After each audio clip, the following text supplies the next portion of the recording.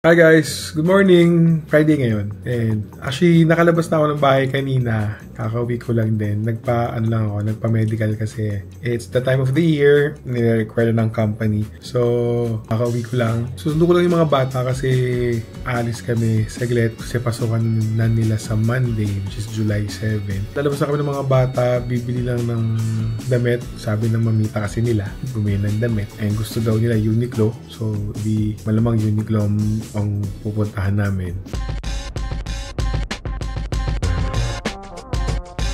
Dito tayo ngayon sa Alabang. Sama kayong dalawa ko. Say hi! Hi! Ayan, syempre kasama namin si Don. So dito kami guys sa Italianis. Request ng mga bata na mag-Italian food daw. Hi guys, ito yung order namin. Italianis fritti, clam dip, calamares, tsaka 4 cheese na rigatoni. Nag-video na ako kasi baka mamaya hindi ko na makuha ng buo eh. Ba't ako? Siya, kumain na kayo. Yes, wait a minute. Ito guys yung nadagdag sa food namin. Margarita, syempre. Eggplant parmigiana, shrimp something, jablo. Ito, kakain na talaga. Guys, ito kami sa Uniqlo. Nabili lang ng damit ng mga bata. Ito sila. Kaso walang hoodie. Gusto ko yung may hoodie. Ang init naman yan. Gusto nyo? Manamig kasi sa kwarto namin, tapos sa classroom. Sa kwarto at sa classroom. Bili ng jacket, pero ano naman. Uy, ang laki masyado. Uy, men's size yan ha. Guys, hindi ko na maintindihan kung ano ang trick nila sa pormahan. Lipas na yata ako. iba na trip nila. Hi guys, nasa bahay na kami. Di na ako nakapag-vlog masyado sa Uniqlo. Actually, na pa akong tulog simula kahapon. Nag-half day ako sa work kasi para makatulog ako. Kasi may medical ako kayo ng umaga. Sadly, hindi pa rin ako nakatulog guys. Nakatanga lang ako simula alas 12 hanggang 5:30 ng umaga. Tapos, ayun na, wala na. Kaya ngayon ko ramdam na ramdam yung antok guys. Pero guys, gagawa ko ng chicken barbecue. So, tingnan natin kung anong kalalabasan. Update ko kayo. Pero tutulog muna ako guys ha. Later!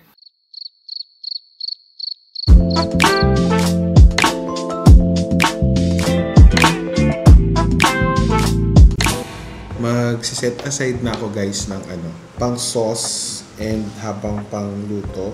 Kunti lang naman guys ang kailangan natin pang babad. Kasi kakalat naman yun. Importante lang guys, ito yung malinis. Kasi syempre alam niyo yan guys, chicken to. Iwas tayo sa salmonella. So guys, ito yung manok. So, latag lang natin na maayos.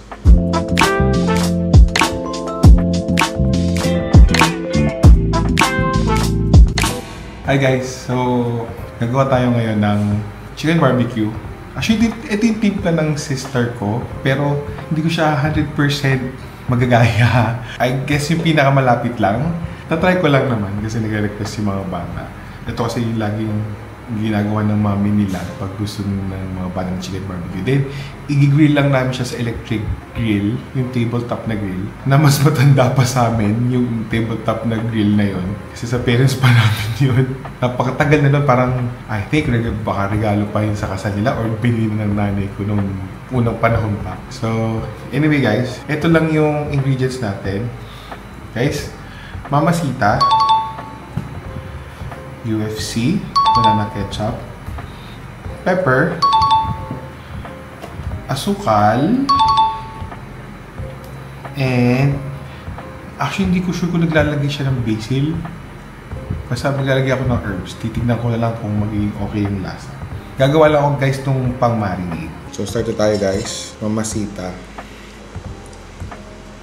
Guys, ano lang naman to, tansyahan guys. At tapos ginagawa ko to guys before, pero ano pa din, hindi ko pa rin siya magawa ng tama. Pinapatikman ko pa rin kay ate. Tapos siya magsasabi kung tama na, guys, kahit ilang beses ko na itong ginawa. Ketchup. Bumili kasi ako guys ng 3 kilos ng leg and thigh fillet. Tapos asukal. Guys, tansyahan lang ha. Tansyahan lang talaga. Kasi ito yung pang-marinate natin guys. Tapos ito na rin yung Ito na rin yung pinaka magiging barbecue sauce after. Siya, ito din yung ipapahid natin. Kami guys, ma-pepper talaga kami. Even, ewan kung nabanggit ko ba dun sa vlog about dun sa fried chicken ko. Ma-pepper talaga kami guys. Kailangan lang guys, tunaw na tunaw yung asukal syempre. Ayaw natin ng grainy. Actually guys, simple lang naman. Talagang nasa panlasa nyo naman yan. Iba talaga guys ang ano, no? UFC, pangluto. UFC, baka naman. Mag-set aside ako guys ng ano nito. Ito ako unitimpla. Lagyan natin ng freshly ground pepper. Mas masarap kasi ito. Alam nyo guys, one of my biggest regrets in life is sana nag-start ako mag-vlog early. Why? Kasi pinupush na ako ni ate mag-vlog. Before pa, diba sabi ko nga, binilhan niya ako ng GoPro para mag-vlog ako. So sobra kasi nga guys na medyo mahihayin talaga ako on cam. Alam yan ng mga suki ni ate sa Jen's Thrift Shop. Alam niya yan.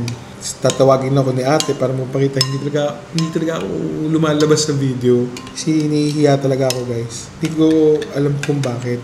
O siguro nga talagang introverted talaga ako. So that's one of my regrets. Sana pala talaga ginawa ko na before pa. At least marami kaming videos together. Pictures. Tingnan natin guys. Actually malapit na siya guys. Yun nga, back to our story. Tulad dito guys, sa totoo lang medyo hindi talaga siya madali para sa akin. Pero naisip ko lang talaga na at least kay ate may nababalikan na videos. Baka sa akin wala. Ate, I miss you. Love you ate. Alam ng kapatid ko yan. Mahal na mahal ko siya. Just a piece of advice guys. Yung totoo pala talaga yung sinasabi nila. Hindi mo kasi maiisip hanggat hindi nangyayari sa'yo eh. Hanggat may pagkakataon ka na sabihin mo na mahal mo yung taong yun, sabihin mo na. Sabi nga ng bayaw ko, kaming magkapatid, wala kami lambing sa katawan. Ang love language kasi namin is, basta nandyan kami. Andyan kami. Hindi, yung pang-asar, gano'n ang love language namin natin. Pero si ate, for the past several years, nagiging ano na siya, showy. Ay siguro, yun yung nagagawa ng pagiging nanay. Sobrang clingy ni ate. Sobra. Sipin nyo nga, ayaw niya akong magkaroon ng asawa. Ganun kaklingi kapatid ko. I miss you ate. Sobra.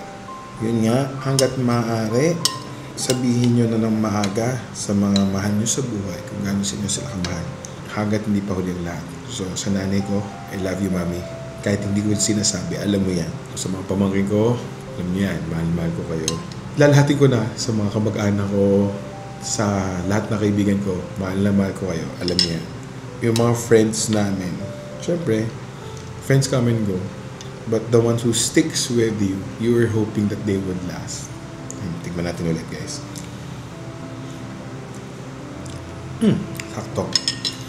Anyway, guys, kukunin ko lang muna yung manok, then ibababat ko na. Ayan na, guys. Halos na-cover na rin siya. Ayan, nakita nyo, ma-pepper. Hindi man ito yung lasa na talagang kay ate. I hope and I feel na ito na yung pinakamalapit para hindi naman namimiss ng mga bata.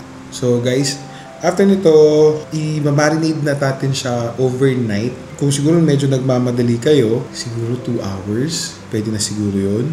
Depende sa inyo guys kung paano. Kasi kami talaga guys, the next day na talaga namin siya niluluto. Tapos ang gamit namin guys, tabletop electric grill na I think 40 years old na or more. Mahirap magpabaga kasi guys. Tsaka maulan ngayon. Hindi ko siya gagawin dito. Tingnan natin kung magagawa natin sa taas. Yan doon na rin magkakainan. Kung hindi na ulan. Ayan guys, so babad na muna natin. Hi guys, good afternoon. So, ito na yung next day. Wala pang ligo-ligo guys, pasensya na. Tinatamad. Makulimlim ang panahon, masarap mag-humilata lang. So, day off naman eh, di ba? So, magluluto na tayo ngayon. Mag-iihaw na tayo. So, let's go guys. Guys, ito yung nababad na natin overnight. Actually guys, ano to eh?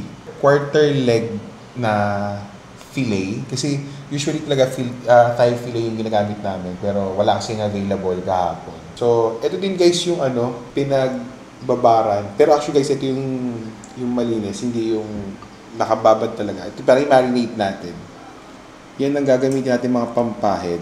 Ang turo sa akin ni ate, papahiran ko lang siya kapag kayo malapit na talaga siyang matapos maluto.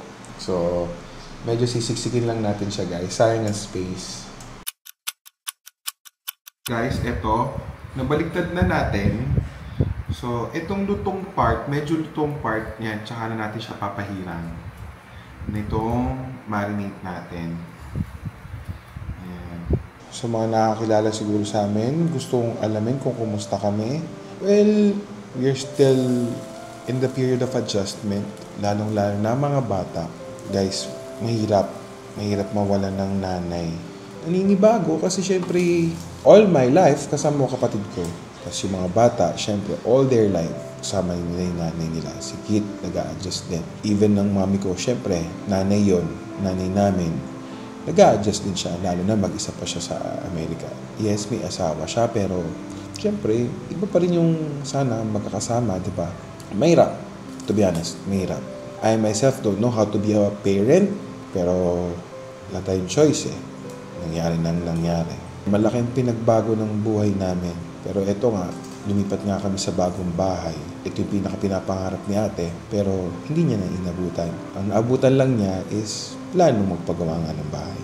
Pero hindi niya nakita. Originally, hindi naman kasi talaga ito yung design ng bahay na gusto namin. Ni ate pala, sorry. Siyempre, since nung nawala siya, we have to make some adjustments. Externally, almost the same, pero yung internal arrangement, yung mga pader, mga rooms, medyo may pinagkaiba talaga. It's been 1 year and 8-9 months na wala si ate. I guess it's still too early to tell, pero we are managing, surviving. Masakit pa din. Biglaan eh.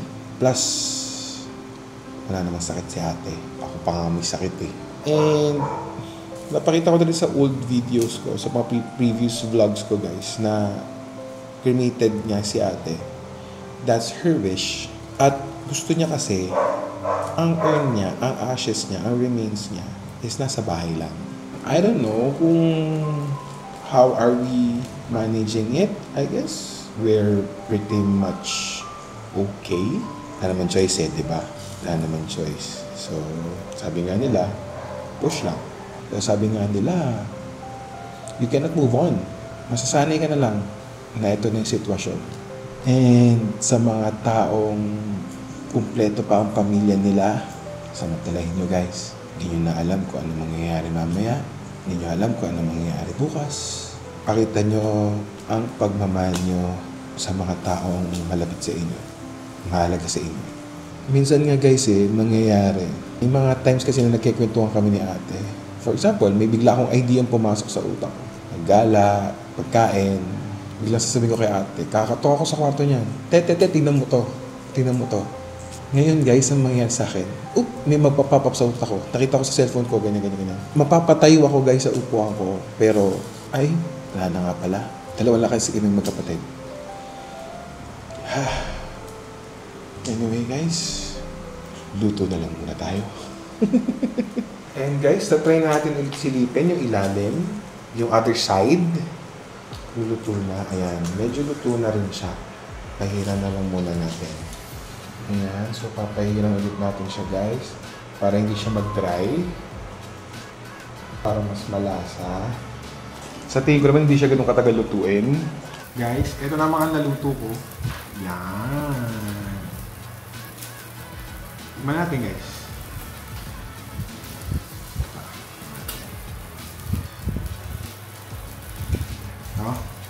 Guys.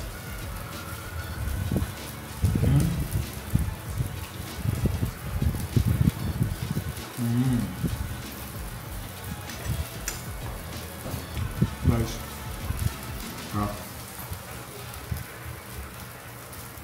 Guys, kung nakukulangan kayo sa lasa, adjust nyo na lang ha. Yun yung timpla namin. And guys, ang sarap. Hindi ba kumakain ng mga bata, pero nandito na sila, nakaabang. Guys, eto na sila, kumakain na. Oh. Ayan, oh. Ayan yung ampon namin. Si Princess. Oh, kumusta? Ano nasa? Sobrang sarap. Yeah. It's so flavorful. Plastic. It's very yummy, 10 over 10. Oh, wala akong pera. Ikaw. Same. Anyway guys, maliligo na ako. Hindi pa ako naliligo. At ang init na. Siya, later.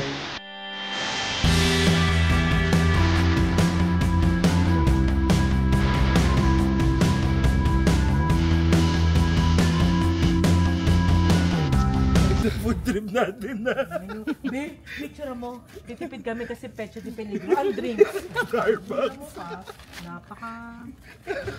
Hindi bali nang maghirap basta naka-Starbucks. Siyempre.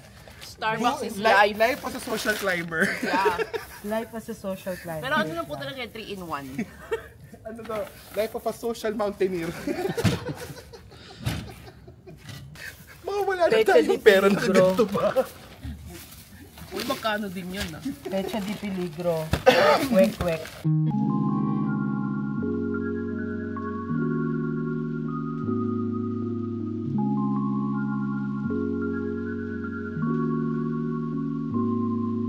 Good morning. It's 4:11 a.m. Kakauwi ko lang. Guys, maghahanap lang kasi talaga kami ni Don ng drinks kanina. Kasi parang gusto ko ng drinks. Then, something happened. Nagkayayaan.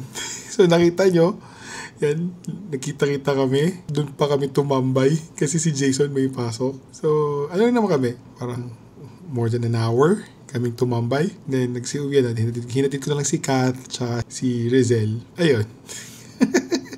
Guys, sobrang spontaneous lang talaga yun. So, di naman talaga namin in-expect na matutuloy. Kasi wala naman talagang balak na magkita-kita. Kahit pa sabihin mo nagluto ako, di naman napag-usapan na lalabas. Okay guys, so update lang, Sunday na.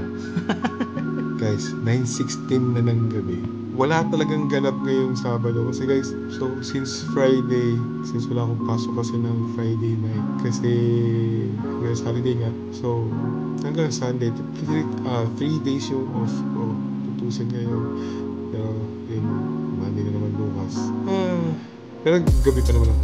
So, hibernate ulit. Anyway guys, so again, thank you sa mga nanood and sa pag-follow sa akin and sa pag-follow sa stories about our lives. So I'll see you again on my next vlog. Please like, share, and subscribe Tito Flix at Facebook, at Tito Flix in YouTube, at Tito Flix, same as with TikTok, at Tito Flix. Ayun lang guys. Thank you very much. See you again in my next vlog. Bye!